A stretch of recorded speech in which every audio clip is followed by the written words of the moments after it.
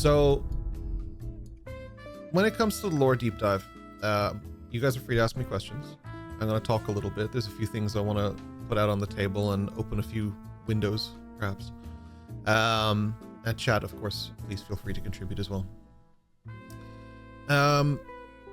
When creating the Wandering Isles, there was a few factors of things that I really wanted to incorporate. Some things I find that I love in TV shows, movies, books, like just mythology, things like that, video games I play, whatever. But there was one thing I wanted to bring in that I really, really loved, and it was the concept of a legend and what it is. And there are entities in this world that are legends for a multitude of reasons, be it they've just been here for so long. They've just got a significant amount of power. They are high level. And Rory, that brings me to what you were saying earlier. You said that Remington feels like he's a high level character, comparatively even just to you, to use. But in truth, he is what would be considered to be a legend. It's someone who leaves like a massive legacy behind, be it good or bad, hero, villain, whatever. There are some key NPCs throughout the story that are going to be encountered that will be considered to be legends. That's just what I call them.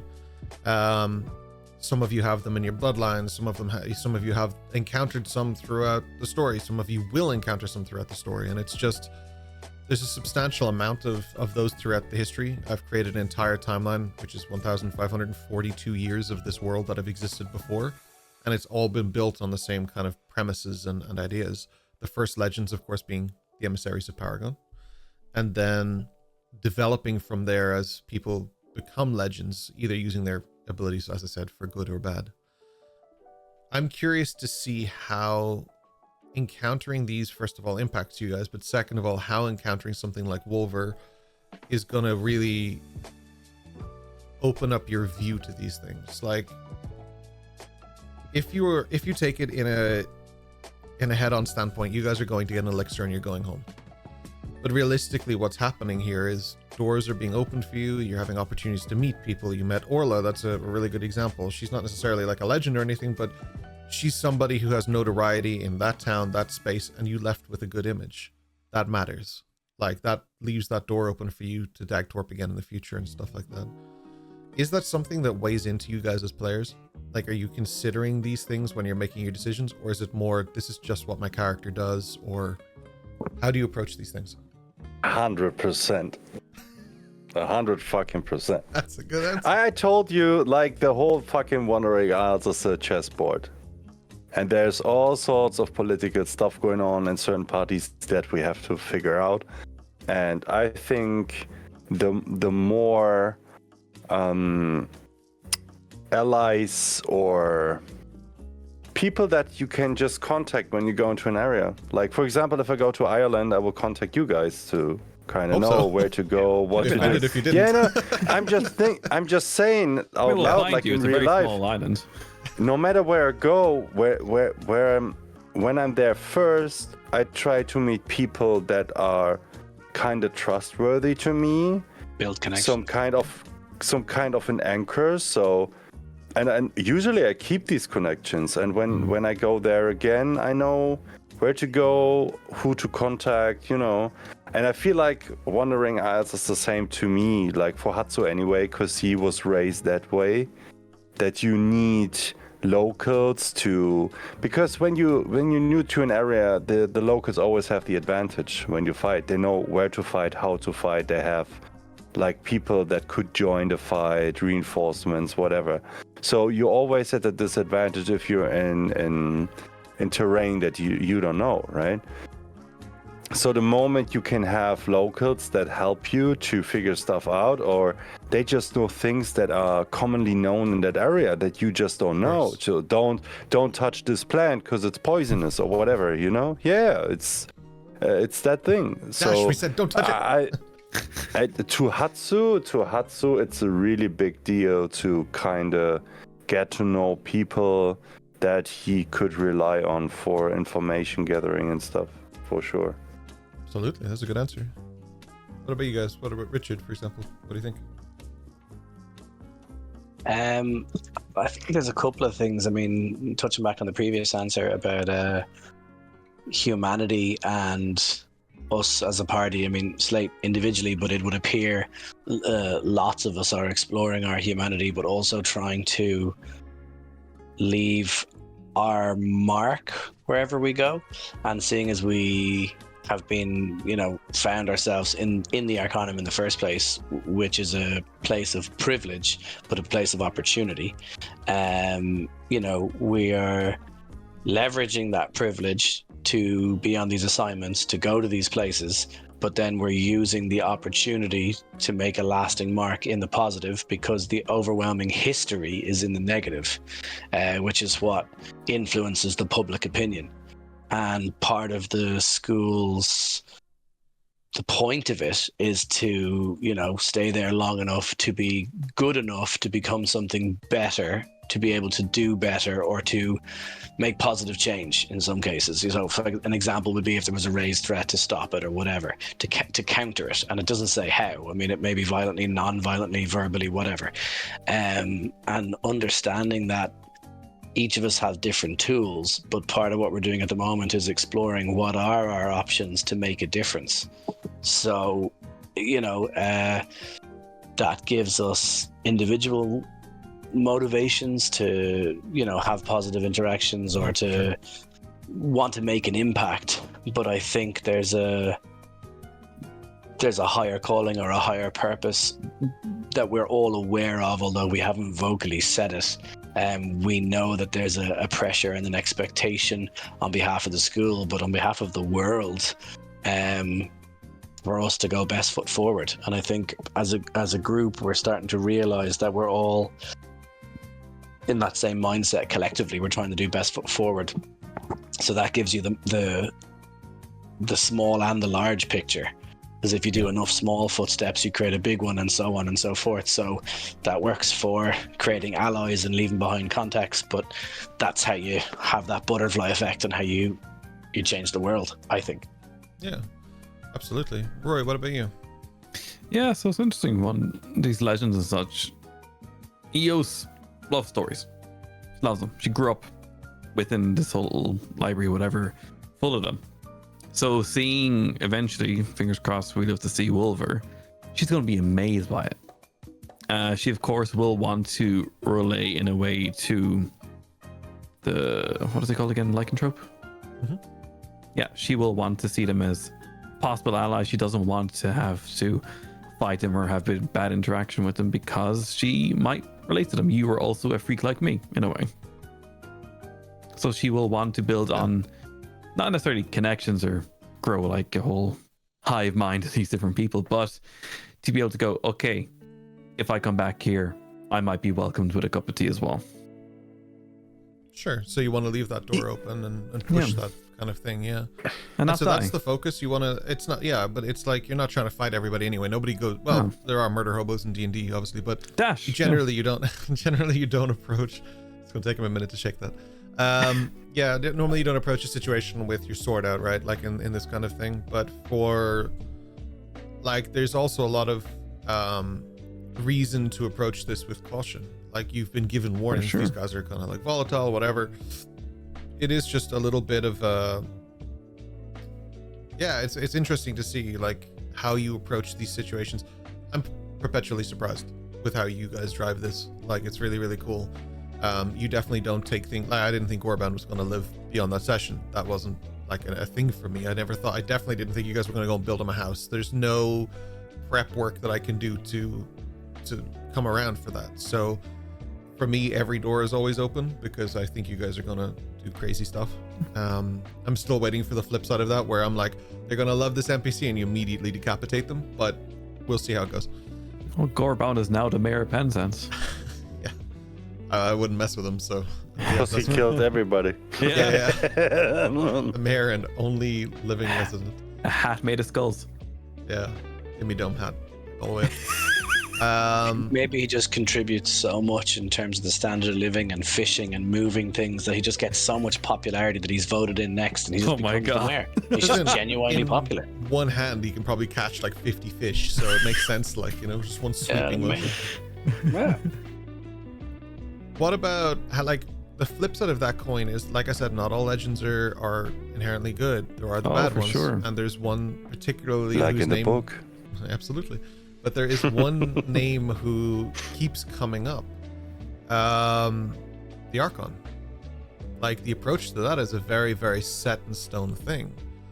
Like, nobody is thrilled about the Archon. People are afraid of the Archon. Liz is terrified of the Archon. And it's the only thing you've seen shake her. So approaching a legend like that is a very specific thing. That is a situation where I can imagine you guys approaching swords out rather than diplomacy. You say that, but Eos doesn't know who he is. I was just about to say the same thing. Yeah. I was just about to say, from Slate's perspective, it's like meeting up with a friend of yours who starts talking about another, like a friend of a friend, and you're going, I never met that person. I don't know who they are. So the story doesn't have relevance. It doesn't resonate with you. And sometimes you listen to your friend and you just take it on face value and go, yeah, I hate that person. Or sometimes you go, well, you know what? I've never had that experience. I've only met them once. I thought they were lovely. So you just don't know. Like, so, you know, Slate. The newspaper doesn't come out this far for you, so she never read it. No, exactly. So Slate's gonna I have to wait and see. I think we're gonna have like a red wedding approach with this. Oh no, no. we just pretend that Amadriana's gonna get married, and we do this whole celebration things, and then we just go like. Slate gets to use his toolkit finally. Oh my god. You can do the second level spells. I mean, the thing is, he did build his reputation on bad things, right? But sometimes these extreme bad people are the consequence of extreme bad leaders that's supposed to be good. So there's also a facet to that, because I would argue Amadriana couldn't come out that good if everything surrounding that person would be bad at all. So there must be something to it as well that we might not understand yet. The product of your environment. And I don't Sounds like think when Ryan returns in January, there's going to be some questions. Where'd you go? Where'd you got those scars? Where's your wings? Those no shoes? Ken would never give us one of those "my enemy of my enemy is my friend" scenarios. Oh, That Ken would never do that. No. No, I'm not a huge fan of that at all. I live in the morally gray of narrative storytelling, so that's my comfort zone. I like pushing you guys morally in every direction. Weren't they? Yeah. Yeah, that was probably outside the gray a little bit with the Vecna Rod. When it comes to things like the mystical forces of the Isles, you've seen a little bit of that now as well in both Zephyr and again the book. That's cool. That's good. Yeah, that actually is my question. Is that something that like your characters approach with like caution, or they approach with excitement, or like how is it your characters are feeling about this sudden? Because don't forget, like 20 minutes before you approach the island, you'd never seen shit like most of this, and now it's just been every day. It's just some next level fuckery of like, okay, well that's just another supreme being of something. Like this island just shits them out. So like there is that element to it. Is it something of just like, is it overwhelming? Is it taxing? Is it exciting? Is it wonderful? Is it wondrous? Like, what is it for you guys? But to me, it's easy. Hatsu don't know of any of these situations. Fair. You're approaching a giant werewolf. You do know of that situation. I mean, but yeah, you don't know about the book. He That's knows, true. He knows from Remington who that is. So lives in blissful ignorance. I didn't even realize that. Yeah, It's just happening. he didn't know about the book. They never told him about the journey to the mountain, like what actually happened there, what they adventured. Right. Like, he doesn't know shit. Hatsu was on his own adventure to build the school security and stuff like that. During that time, like he was just doing his own thing. Yeah, that's right. That's crazy.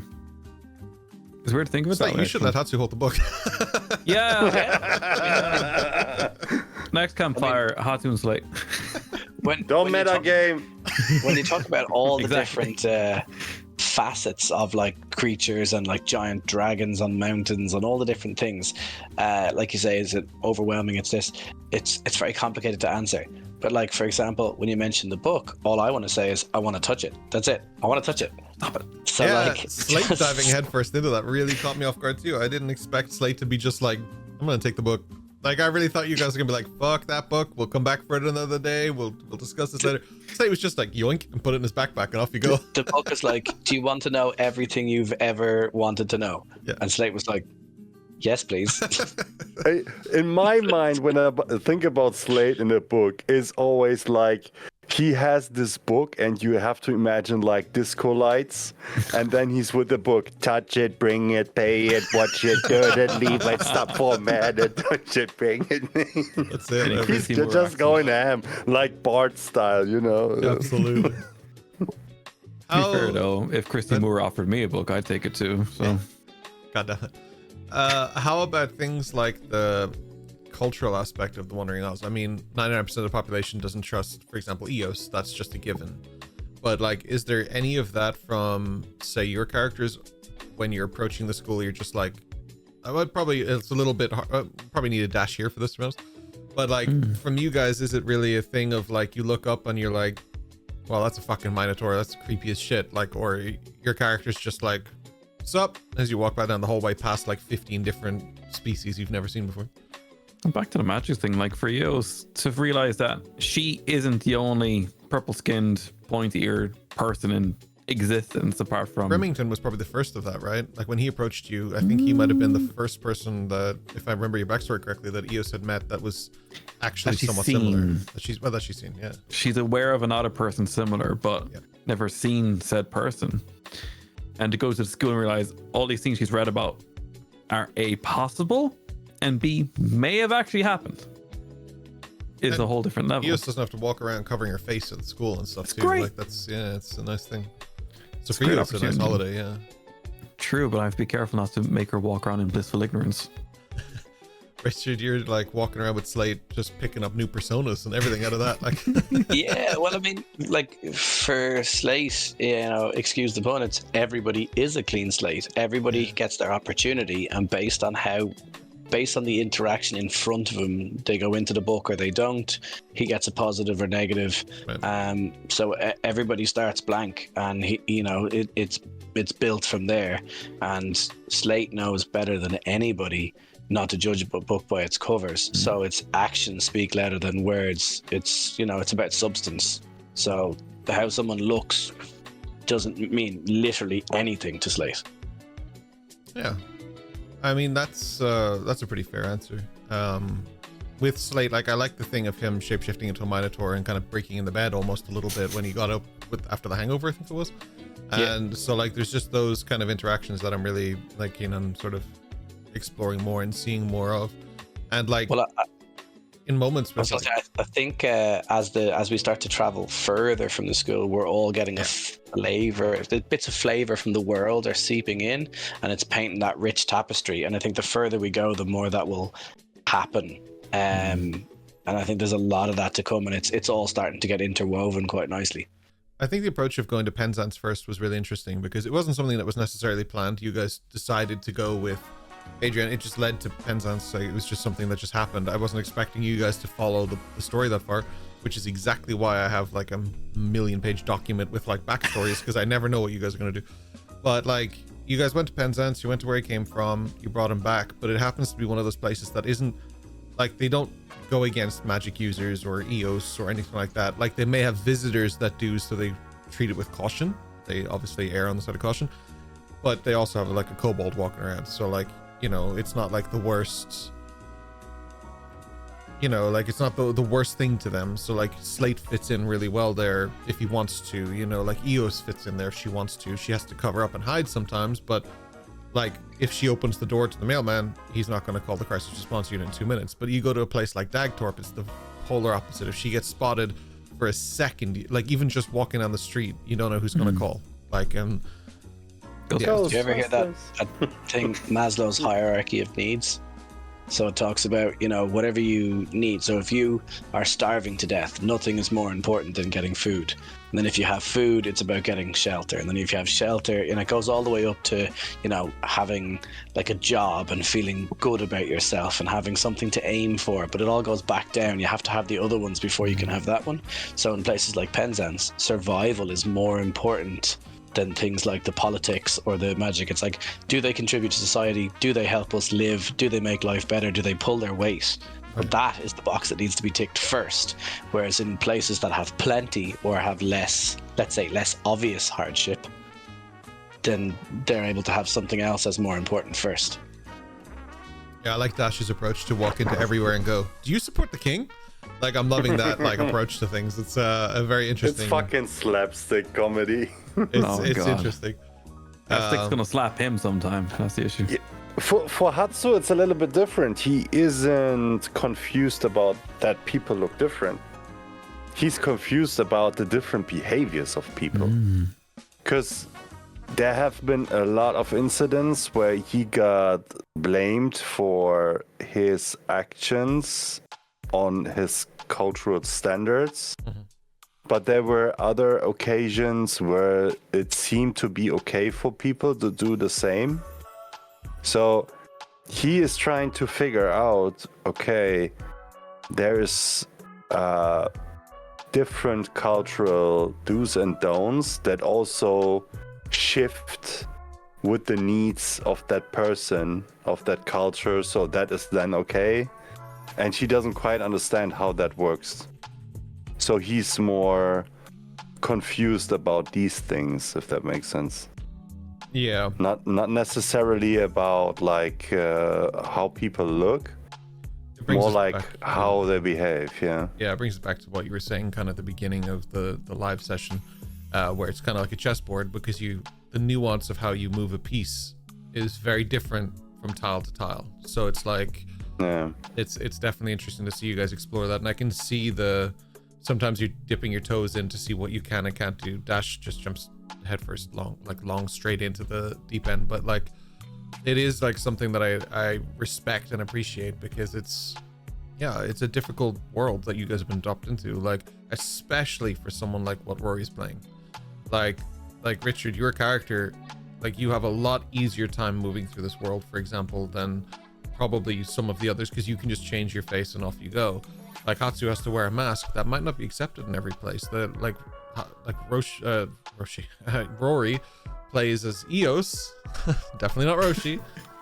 Eos has to. I made you a map of how that works. I know, yeah. Eos is like completely the most difficult character you could try to play, or one of the most difficult characters you can try to play here, because physically she just looks magical, and that's immediately like a red flag. I love it. Richard, it doesn't help if you use your magic loot and start playing with mirages. Well, look, I absolutely don't want EOS to be found out, and I don't want anything bad to happen. But on the other hand, there's that little voice that's like, "Oh my god, I really want to see what happens."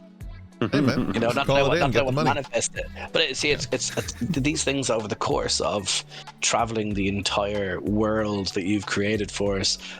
One or all of us, I mean, you just mentioned there, I almost made a heavy blunder. There's going to be blunders. There's going to be bad rolls. Shit is going to go down at some point. Yeah, it's not an if, but a when, I guess, because theoretically, just the way you guys also poke the bear, eventually the bear's going to react. Like there is just that. But it's exciting as well. Like, I like it. Like, I don't want anything to happen to any of your characters, but this... We discussed this. This actually brings us into our next segment, which is just behind the scenes anyway, but this is a really appropriate time to do it. We had a discussion when we started. Like, I laid it out. I was like, look, I want to play a hardcore campaign. I want this to be very fucking difficult. I want the people of this world to be very fucking frustrating sometimes. And I want you guys to have to play with like an edge of restraint, or if you're going all in, you really have to go all in.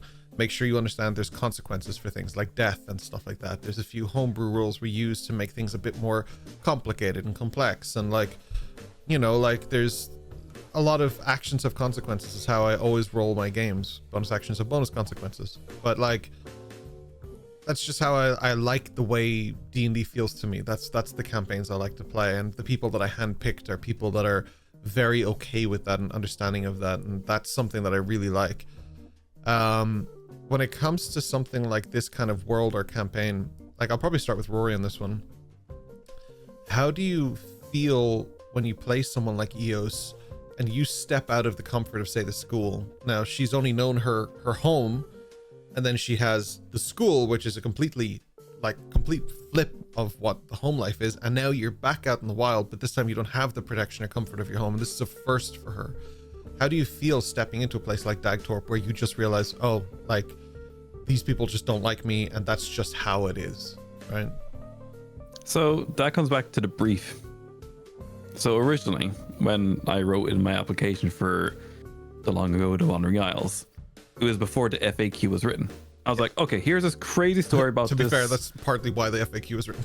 Because Exactly, but I got 3 or 4 report things in, and I was like, oh, I need to clarify some things here. Sorry. yeah. But it was great because I got back the review, quote unquote, the review. We'll might go into that eventually down the line, some metagaming episode or whatever. And I had to make a lot of adjustments, but I stuck to the core principle of what the character was. Yeah, you didn't Still wanted go to- too far away from it. You just moved it towards what the world is. Yeah. Yeah, so I just put that person, change their clothes, put them in the world, change structure of how they came to be. I was sticking to that. Eos had interactions in her past, which pushed her back into going back into hiding, effectively. Yeah.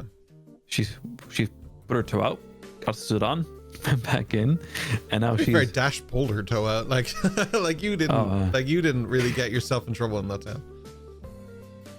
But at this point, she's out in Dagthorpe, now going towards Broadtier. Brought a deer, yeah. Yeah, that place. And thankfully to her friends, her companions, they're doing the hard work because she knows of ways to, okay, I'm going to sit under the tree, hood down, pretend I'm asleep, no one's going to bother me. That's fine. The guy's like, no, here's makeup. Haas is like, hey, take this covering. We'll bring you in. Yeah, as a team, they really kind of committed Yeah. to that. The I will whole say band Dash is there. Dash is almost that's again something that Kian is really, really good at, is very subtly learning from his mistakes as a character, not necessarily just as a player, but both. But in this case, as a character, he called you out, so now he's working really hard to make sure that he can't call you out again, because he, like, the whole thing with like Amadriana and Dash, he didn't really, like, it wasn't Dash's fault necessarily. It was Amadriana and Dash, and they misinterpreted the situation and didn't know how it would go, and they tested the waters, and unfortunately it just didn't go in their favor. It happens. But like, Dash has worked really hard to kind of rectify that. He really wants to help you with that, and like Hatsu as well with the thing, and like Slate as well. You guys all kind of banded together to just like, okay, we need to keep Eos safe. The thing at the cart when you were entering Dagthorpe, the end of the last so session. No, you were entering Broadtier last session, sorry. And the guards were like inspecting the cart and inspecting everything. And Dash just stepped up and just kept pulling their focus away and kept pulling them back. And then Richard would do the same thing. He was like playing the lute and stuff like that. Sorry, Slate. And so it was like this whole thing. I'm really enjoying that evolution of you guys defending. Yeah, like it's just the kind of the whole layout of what you're doing. I've really enjoyed watching. But based on what you're saying, like, I'm liking seeing the evolution of how people are evolving to help Eos. Does that make sense? That's crazy. Yeah. I would never have expected it, honestly. Like, I have ideas what to do in certain situations, how she can escape or disappear if necessary, but I don't have to use them because the guys are doing all this work. Like, we got Patsu the drummer, we got freaking Slate the guitarist, we got Dash the bassist. It's fantastic. Oh, we're making a Wandering Isles band. Honestly, one shot roll I mean, bars. what a way to infiltrate towns, man. You guys are the Starting in January, we gonna have. I'm preparing, buddy. I'm All preparing. tabaxi bards barbarians. Fuck yeah. yeah. What about for you, Richard, playing Slate? Like, I mean, you have a disadvantage in the fact that you don't remember a lot. So like, maybe you've been to this town before and you don't know. Maybe you take a persona or something and you can encounter these kind of issues. It's very easy for you to stumble onto a problem that you've had in the past that you may not recall. But like, is it a stressful thing for you as you approach a town, or is it, do you approach it with more excitement, or what is it for you? How I've played Slate so far, and how Slate's reacted so far, it goes back to a few minutes ago. We talked about not judging a book by its cover, and you judge people by their actions. So Slate's life, if you get me, has been very like hand to mouth, very piecemeal, and everything has happened, I suppose, quickly or out of his control. So what he's learned to do is adapt to the situation, both in how he looks, how he talks, how he acts. So he tries to read people, read the situation, and call the ball in the air, as it were. And that plays into the fact that he doesn't remember or doesn't know who he's talking to or where he's going or whatever, and he's very much learned that he has to do it that way. And as Slate acquires facts, figures, information about what's going on, then he can make informed decisions. So that also goes into the narrative of why he's curious, why he investigates things, why he tries to think about everything, because that's all he ever does, because he's always trying to figure things out. When you were creating Slate, is that something you wanted to approach with, or is that something that narratively just developed over time when you got used to playing Slate? Both, because I built his skill set to be good at investigation and things like that, because I had that in mind. But how that physically manifests, I mean, that goes back again to that grey area and how he changes depending on what's happening in front of him, and why that moral compass sort of changes. And that's part of that as well, trying to blend in, trying to get the best possible outcome, and not trying to be so rigid, because that wouldn't work for him to change into other people or be a certain thing in a certain way. So he has to be fluid and has to do it that way. So it's something that Slate has grown to do, and something that I as a player am trying to stay fluid and not, like historically I played the lawful good paladin or whatever. I don't want to lean into that and go, that's who I am, because that's not who Slate is. And Slate is still figuring that out, so as a result, so am I as a player. So that flexibility is super important, and therefore not being rigid on any set of rules to say that I must or I have to, I think is key for now anyway. His moral ambiguity is as flexible as his physical ambiguity. Yeah, it has to be. Yeah. I mean, a question that sort of would come up for me, for example, for you, Hatsu, would be, like, you have a very strict moral code, like more than, I would say, like, you're actually kind of the opposite of Slate in that sense. Like, Slate has a very specific line he follows, but Hatsu has, like, this is the way the world works. Everything else around it might work differently, but for me, this is my world. Are you, like, is there a way for Hatsu to sort of adapt to these different cultures, or is it more of a strict thing of just like, okay, that's how this culture is, it doesn't change me or define me? Do you approach the towns and you go, oh, you know what, actually I like this quality of life that they live, maybe I'll take that on as something and add it to my routine in the morning? Or, like, how does Hatsu approach these things? I think he wouldn't change too much from his routines, because these teachings go back way before the ancestors that he knows. So he also understands there is an importance to keep certain cultural aspects, to keep them alive, to give them to the next generation. But in terms of understanding, he is picking up a lot. So for him, it's more like learning new languages, new codes, try to understand why people do things a certain way. But on the same time, he also tries to give impulses to also think about a bigger picture.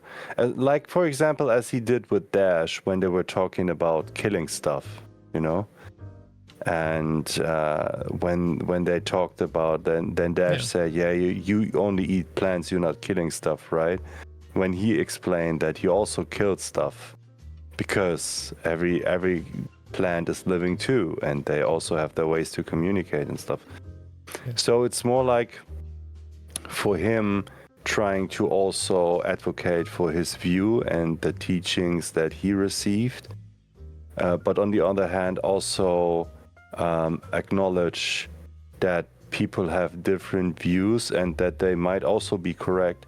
So what he tries to emphasize is that there is more truth to reality than only one, right? And that everybody has to find his or her way to approach the end of your journey, and that the most important thing is that you feel good with the path you chose, so your journey feels right, if that makes sense.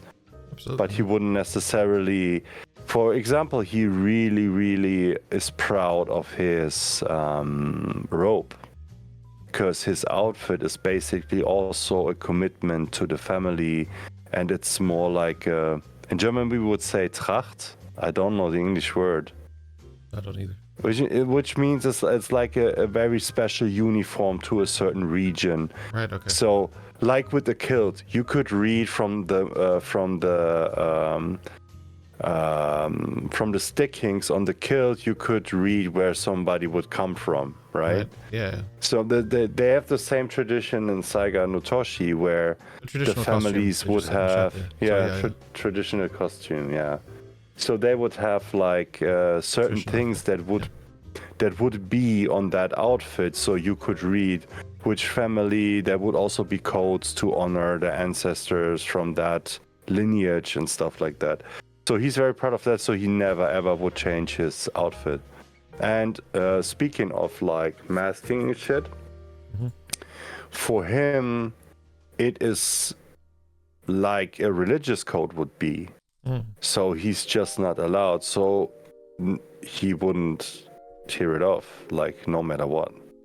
And if there would be people that wouldn't accept it, he wouldn't be mad about it. He would just explain, and if people wanted to force him, he would go full force back, but he wouldn't actively approach that. But on the other way, he wouldn't ever let somebody take that away from him, because it is a huge part of his identity.